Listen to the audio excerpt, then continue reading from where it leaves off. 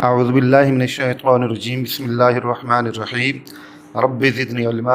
ऐ अल्लाह मेरे इल्म में इजाफ़ा फरमा। अस्सलामु अलैकुम डियर स्टूडेंट्स, आज जो हम टॉपिक डिस्कस करने जा रहे हैं वो है राइबो न्यूक्लिक एसिड, जिसको हम मुख्तसर तौर पर आरएनए कहते हैं। RNA is a type of nucleic acid और इस टाइप को बनाने वाले जो न्यूक्लियोटाइड्स होते हैं राइबो न्यूक्लियोटाइड्स कहलाते हैं।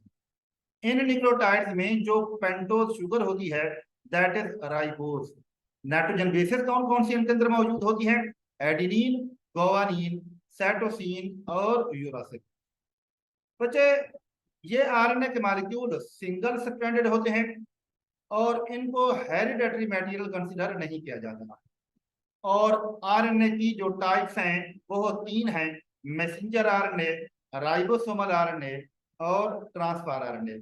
और ये तीनों की तीनों टाइप्स डीएनए से ही सेंथिसाइज होती हैं और इन तीनों टाइप्स का डीएनए से सेंथिसाइज होना ट्रांसक्रिप्शन कहलाता है। और बच्चों, ये ट्रांसक्रिप्शन का प्रोसेस यूकैरियोटिक सेल्स के अंदर न्यूक्लियस में, जबकि प्रोकैरियोटिक सेल्स में साइटोप्लाज्म के अंदर होता है।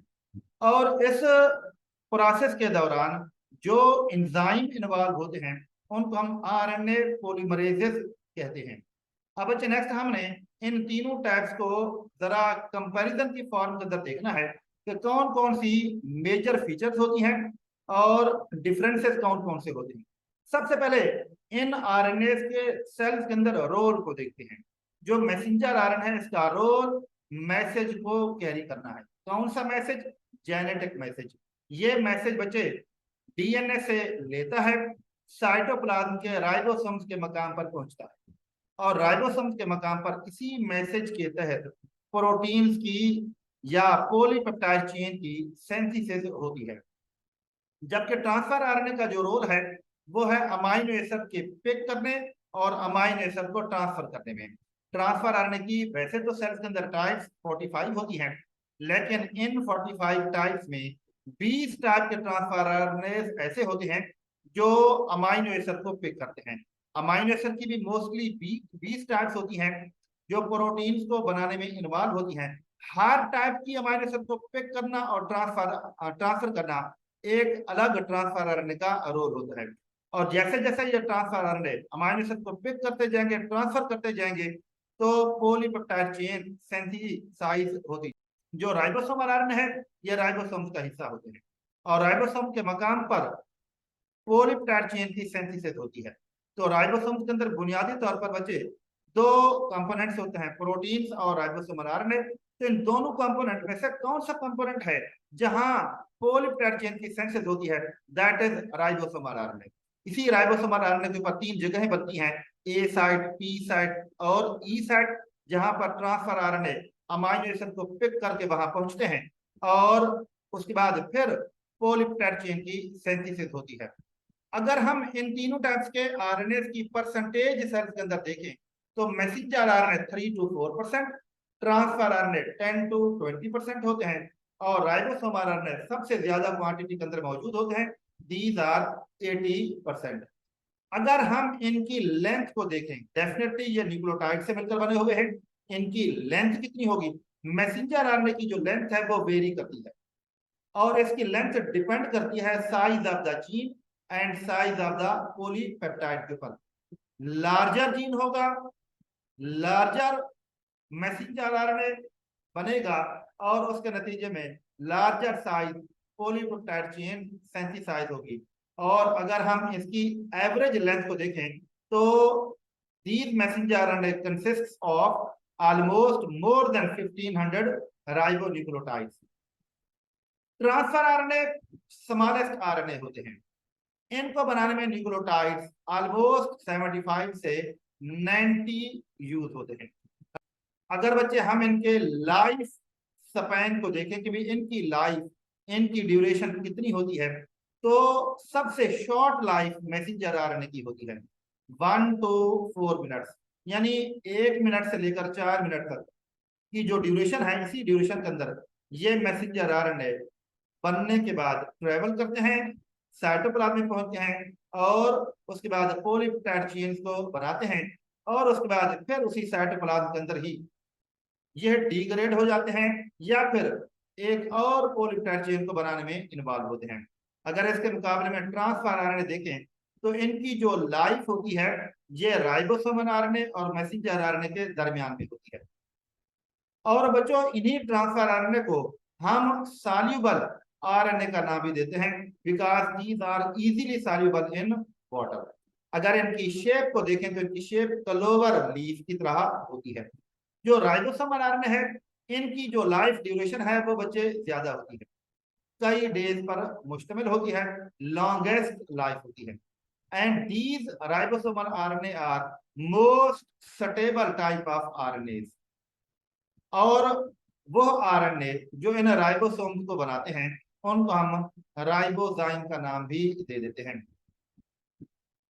नेक्स्ट बचे हम इन तीनों टाइप्स में से एक टाइप जो ट्रांसफर आरएनए की है उसको थोड़ा सा डिस्कस कर लेते हैं। जो ट्रांसफर आरएनए का मॉलिक्यूल होता है बच्चों सिंगल स्ट्रैंडेड होता है, लेकिन ये किसी किसी मकाम पर डबल स्ट्रैंड फॉर्म में भी कन्वर्ट हो जाता है।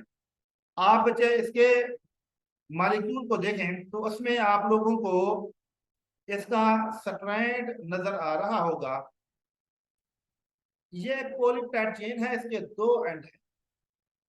इसके एक एंड को हम 3 प्राइम का नाम देते हैं। ये वो एंड है ट्रांसफर आरएनए का जहां पर अमाइनो एसिड अटैच होती है। इस एंड पर न्यूक्लियोटाइड का सीक्वेंस बड़ा स्पेसिफिक होता है।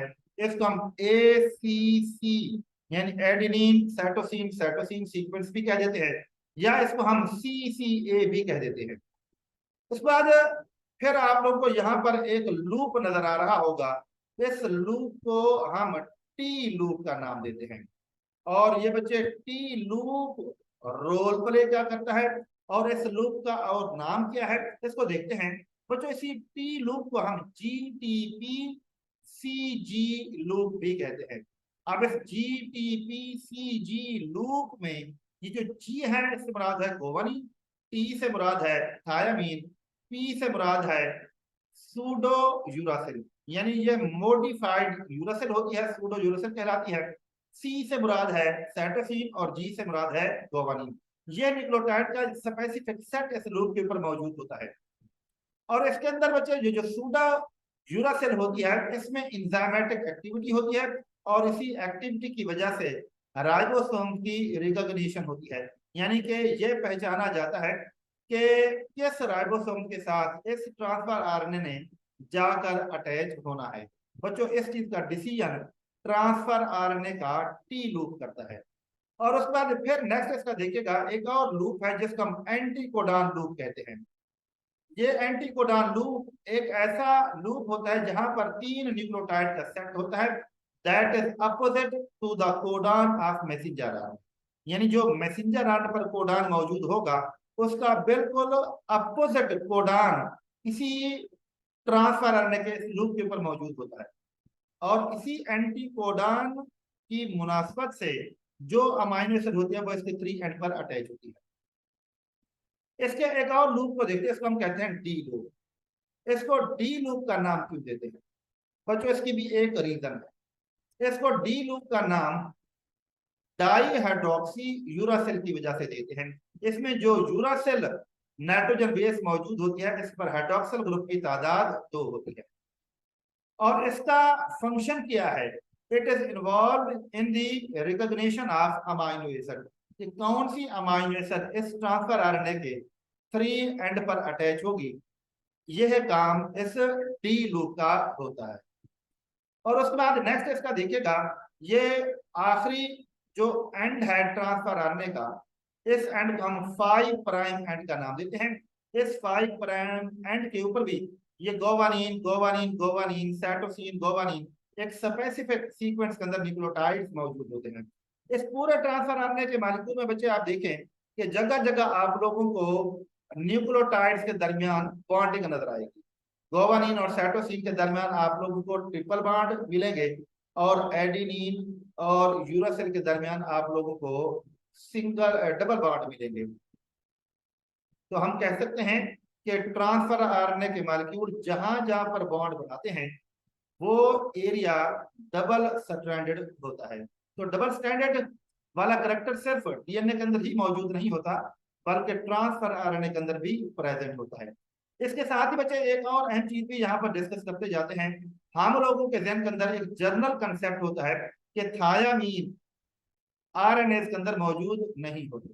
Thymine nucleotides, thymine nitrogen base RNA में मौजूद नहीं होते।